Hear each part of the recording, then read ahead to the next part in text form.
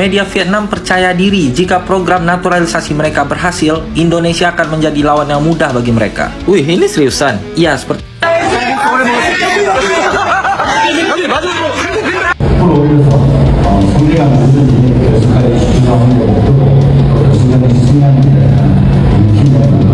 Media Vietnam yakin Timnas Indonesia tidak akan bisa tumbangkan Timnas Vietnam di Piala AFF 2026.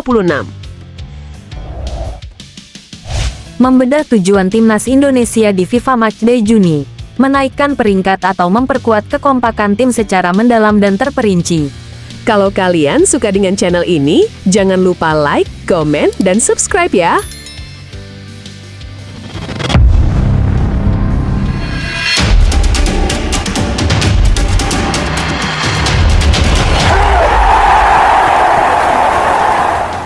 Media Vietnam yakin Timnas Indonesia tidak akan bisa tumbangkan Timnas Vietnam di Piala AFF 2026. Persaingan yang sangat sengit dan penuh drama di Piala AFF 2026 kembali menjadi pusat perhatian para pecinta sepak bola Asia Tenggara. Khususnya perbincangan hangat antara Timnas Indonesia dan Vietnam yang dikenal sebagai The Golden Warriors.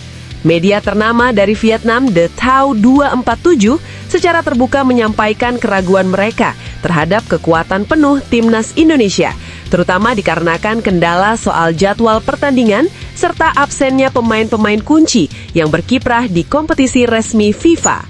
Analisis yang sangat menarik dari sudut pandang Vietnam dan bagaimana dinamika tersebut bisa sangat mempengaruhi jalannya turnamen yang sangat dinanti-nantikan ini. Persaingan dalam dunia sepak bola di wilayah Asia Tenggara terus menunjukkan tanda-tanda semakin memanas dan sengit menjelang pelaksanaan Piala AFF 2026. Momen ini menjadi sangat penting dan krusial bagi Timnas Indonesia yang selama ini dikenal telah berhasil menampilkan performa yang sangat gemilang dan mengesankan di berbagai kompetisi tingkat Asia. Karena itu, Timnas Indonesia menjadi pusat perhatian utama para pengamat dan penggemar bola. Namun di balik sorotan tersebut, sebuah media besar dari Vietnam yang bernama The Thao 247 menampilkan sudut pandang yang cukup mengejutkan sekaligus menantang terkait dengan peluang dan kemampuan skuad Garuda untuk bersaing di ajang tersebut. Dalam sebuah laporan panjang yang dipublikasikan pada 4 April 2026, media The Thao 247 menyuarakan kekhawatiran yang cukup mendalam mengenai kondisi Timnas Indonesia yang diprediksi oleh mereka tidak akan mampu menampilkan kekuatan penuh dan tim yang solid dalam gelaran Piala AFF mendatang.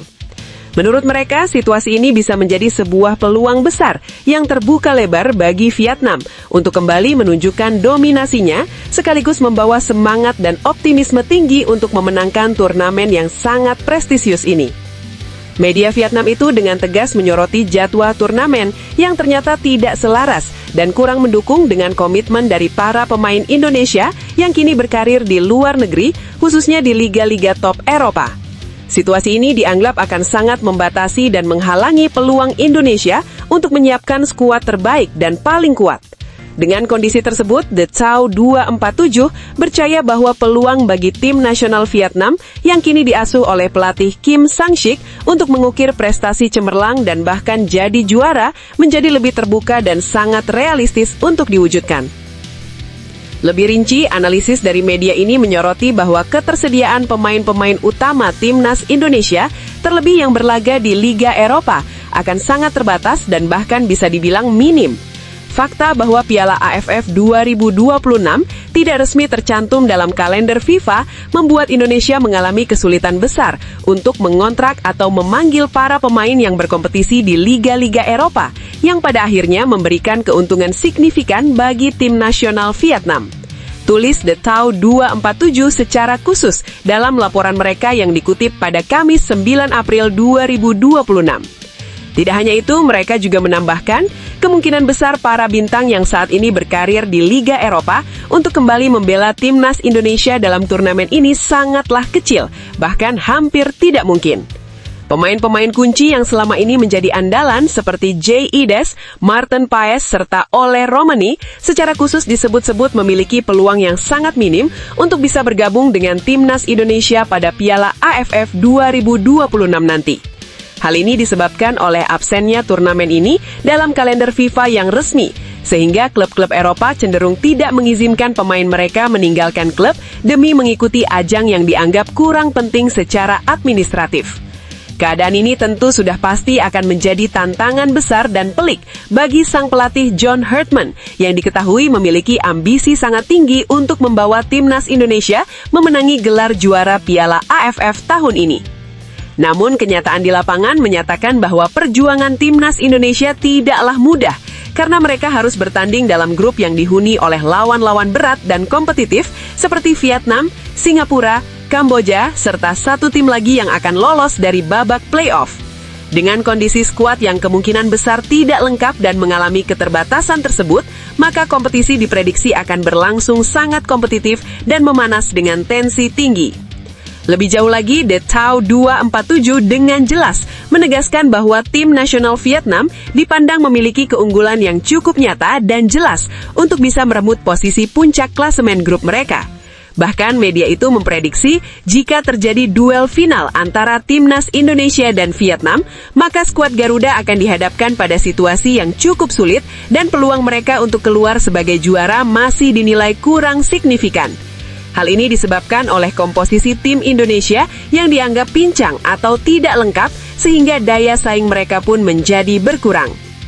Judul berita bola seperti yang diangkat oleh media Vietnam ini bukan sekedar menyajikan prediksi biasa yang murni berdasar keberuntungan semata, melainkan juga dapat menggugah kita semua untuk ikut merenungkan betapa pentingnya faktor-faktor di luar lapangan yang seringkali terlupakan atau tidak disadari. Faktor tersebut meliputi jadwal pertandingan, regulasi kompetisi dari FIFA, dan tentunya loyalitas para pemain yang kini terfragmentasi antara klub dan negara. Semua itu ternyata sangat menentukan bagaimana nasib sebuah tim nasional dalam perhelatan besar. Sepak bola sejatinya bukan hanya sekedar olahraga dan pertandingan yang digelar di lapangan hijau, melainkan juga merupakan cerminan dari kompleksitas dunia profesional dan industri yang selalu berputar dan berubah setiap saat. Jadi pertanyaannya sekarang, apakah kamu sudah siap untuk mengikuti dan menyaksikan pertarungan sengit Piala AFF 2026 nanti dengan penuh semangat dan dukungan untuk skuad Garuda? Jangan lupa untuk membagikan pendapat dan analisis kamu di kolom komentar agar kita semua bisa berdiskusi bersama dan menambah semarak perbincangan seru tentang sepak bola Asia Tenggara yang selalu penuh kejutan.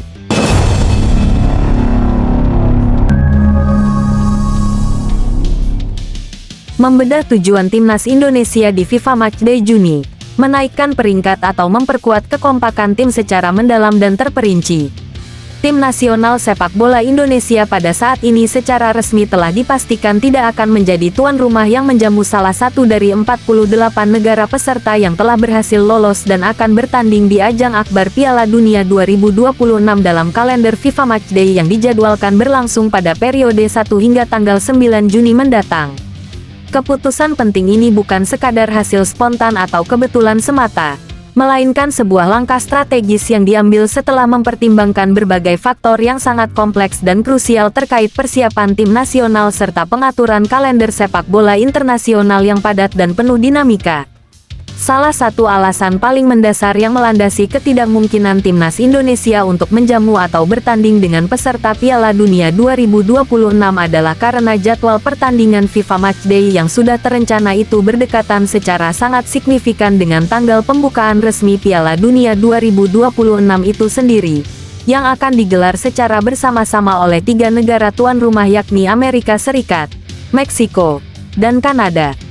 Event sepak bola terbesar ini dijadwalkan resmi dimulai pada tanggal 11 Juni tahun 2026, hanya selang beberapa hari saja dari waktu FIFA Matchday yang berlangsung. Hal ini menjadikan kemungkinan bergabung atau menjamu tim yang berlaga di Piala Dunia menjadi sangat tidak realistis dengan pertimbangan risiko yang sangat tinggi terutama dari sisi kesiapan fisik, mental, dan teknis para pemain serta risiko cedera yang bisa berimbas panjang pada performa mereka dalam turnamen utama.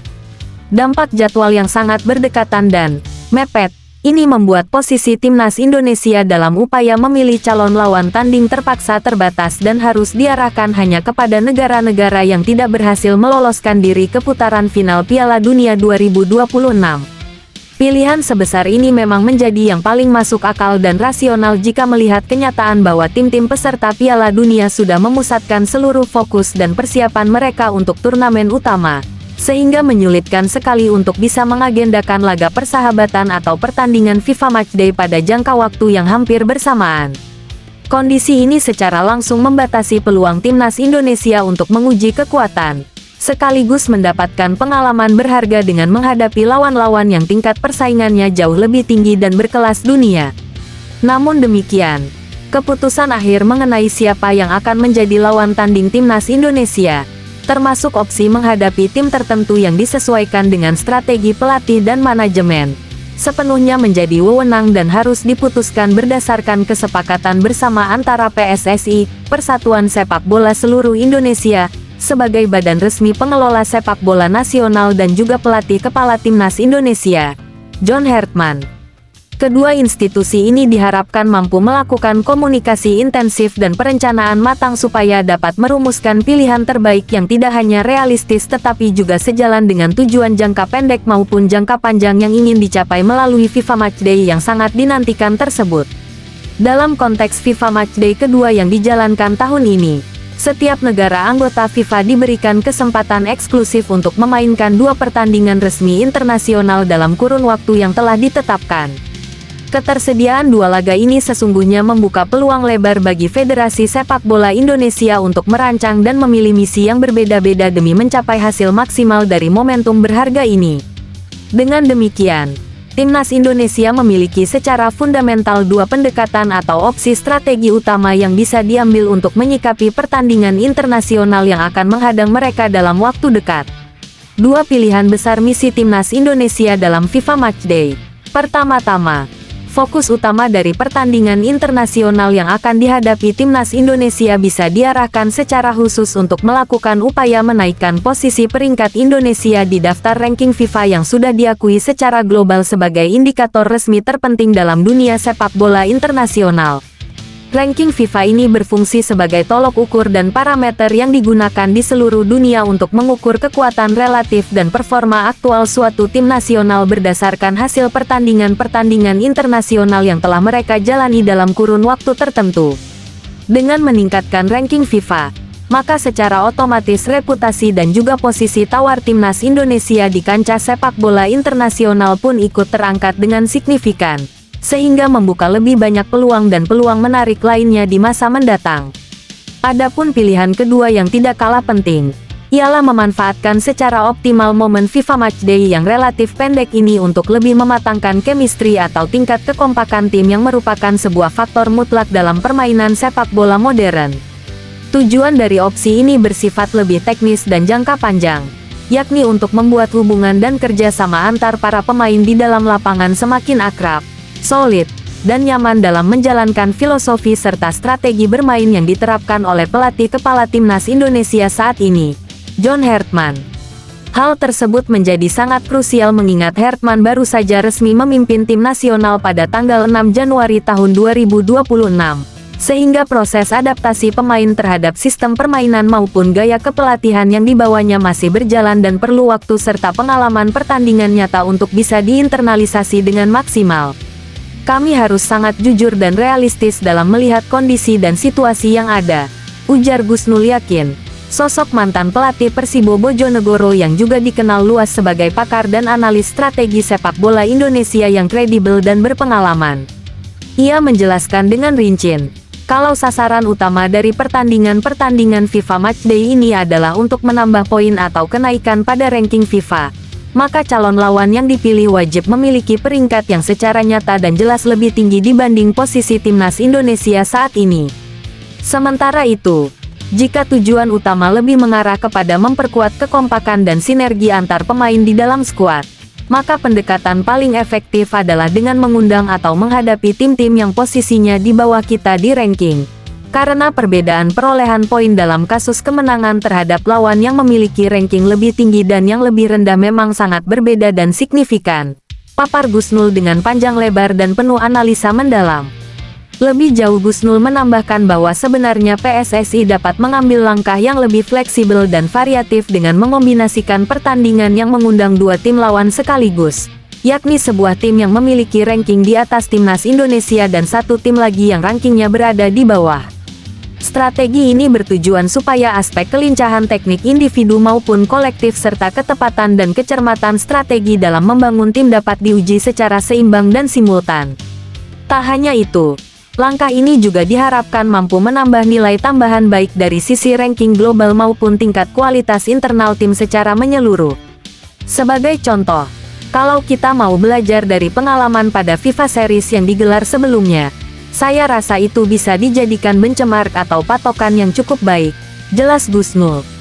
Waktu itu terjadi pertandingan antara timnas Indonesia menghadapi Bulgaria yang memiliki peringkat FIFA yang jauh lebih tinggi, dan juga menghadapi Saint Kitts and Nevis yang rankingnya di bawah kita. Dari situ terlihat bahwa timnas Indonesia memang bermain dengan cukup bagus, namun belum mencapai tingkat kerapian dan konsistensi permainan yang diharapkan oleh pelatih dan tim teknis. Maka dari itu, FIFA Matchday yang akan datang ini merupakan waktu dan kesempatan tepat untuk merapikan permainan, memperbaiki kekurangan, dan juga meningkatkan pemahaman taktik seluruh pemain. Tutupnya dengan harap dan optimisme tinggi. Rekomendasi calon lawan terbaik untuk FIFA Matchday mendatang. Dalam perspektif yang dihadirkan dari seorang pengamat sepak bola senior yang berdomisili dan berasal dari kota Malang ini, terdapat beberapa negara dan tim nasional yang dapat dianggap sangat cocok dan strategis untuk dijadikan sebagai calon lawan tanding bagi timnas Indonesia di ajang FIFA Matchday yang akan datang, terutama jika strategi kombinasi seperti yang telah diuraikan tadi ingin dijalankan secara optimal. China dan Singapura menjadi dua nama yang disebut-sebut secara khusus sebagai kandidat yang sangat realistis dan menguntungkan untuk dapat dimanfaatkan secara maksimal. China memiliki posisi ranking yang secara jelas lebih tinggi dari Indonesia, sementara Singapura berada tepat di bawah peringkat kita di daftar FIFA, ujar sang pakar.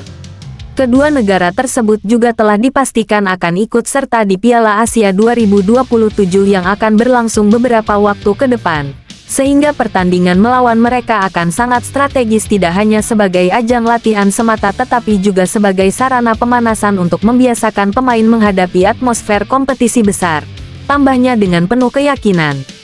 Selain itu, Singapura juga dinilai memiliki potensi yang cukup menjanjikan, karena hasil evaluasi dan studi mendalam terhadap performa mereka ketika berlaga di babak kualifikasi Piala Asia terakhir memperlihatkan hasil yang menggembirakan dan menunjukkan perkembangan signifikan dalam kualitas dan kekuatan tim nasional mereka.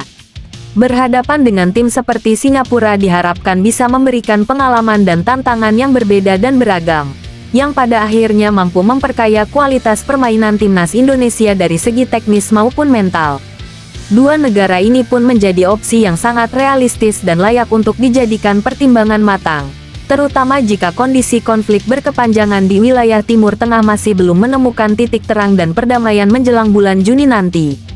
Ketidakpastian situasi geopolitik di kawasan tersebut jelas membawa risiko dan tantangan tersendiri yang dapat mempengaruhi kelancaran perjalanan dan pelaksanaan pertandingan internasional. Oleh karenanya, sebagai alternatif yang bijak dan strategis, beberapa negara dari kawasan Asia Timur dan Asia Tengah, seperti Korea Utara dan Kirgistan, juga masuk dalam daftar pilihan yang patut dipertimbangkan untuk dijadikan lawan tanding bagi timnas Indonesia pada FIFA Matchday mendatang. Situasi geopolitik secara global dan regional sungguh membawa pengaruh penting terhadap perencanaan pertandingan internasional, tegas Gusnul. Jika konflik atau perang yang tengah terjadi di Timur Tengah masih berlangsung dan belum menunjukkan tanda-tanda mereda, alangkah baiknya untuk menghindari memilih lawan yang berasal dari wilayah tersebut, dan lebih memfokuskan pada negara-negara lain yang lebih netral, aman, sekaligus mempunyai kualitas sepak bola yang sepadan atau bahkan sedikit lebih baik dari kita. Lanjutnya dengan penuh pertimbangan, ia juga menyampaikan fakta menarik bahwa Korea Utara dan Kirgistan saat ini memiliki peringkat FIFA yang lebih unggul dibandingkan Indonesia. Lebih jauh lagi, kedua negara ini dipastikan akan berada dalam pot yang sama pada babak penyisihan Piala Asia 2027 mendatang, sehingga secara otomatis timnas Indonesia tidak akan bertemu mereka dalam putaran final nanti. Hal ini dapat mengatur strategi pertemuan dan kompetisi secara jangka panjang agar persiapan tim nasional bisa lebih terprogram dan terfokus. Pernyataan tersebut sekaligus mengindikasikan bahwa selain pertimbangan teknis terkait kualitas dan kekuatan lawan, aspek kompetisi jangka panjang, termasuk manajemen kompetisi dan pemetaan lawan, juga menjadi faktor penting yang harus diperhitungkan secara matang selama proses perencanaan pertandingan persahabatan bertaraf internasional seperti FIFA Matchday. Dengan pendekatan yang komprehensif dan strategis, diharapkan setiap keputusan dan langkah yang diambil tidak hanya bersifat reaktif tetapi juga prospektif demi kemajuan dan prestasi sepak bola Indonesia di masa depan. Dengan mempertimbangkan semua aspek tersebut di atas, jelas bahwa pemilihan lawan tanding dalam FIFA Matchday mendatang bukan sekadar persoalan mencari siapa saja yang dapat dijadikan objek pertandingan atau lawan semata, melainkan sebuah proses perencanaan strategis jangka panjang yang bertujuan menguatkan posisi dan kualitas timnas Indonesia secara menyeluruh. Mulai dari level internasional dalam hal peringkat dunia hingga aspek pengembangan teknik permainan, taktik, dan kekompakan tim di dalam lapangan yang merupakan pondasi penting bagi setiap tim nasional yang ingin meraih kesuksesan. Kini pertanyaan besar pun mengemuka dalam benak para penggemar dan pecinta sepak bola tanah air. Siapakah sebenarnya yang akan dipilih sebagai lawan tanding untuk membawa timnas Indonesia menuju tahap berikutnya yang lebih berkualitas dan kompetitif? Mari kita bersama-sama menantikan dan menyimak dengan seksama langkah-langkah cerdas serta keputusan strategis dari PSSI dan pelatih kepala John Hartman dalam mendukung dan mewujudkan ambisi besar serta harapan seluruh bangsa terhadap masa depan sepak bola nasional kita.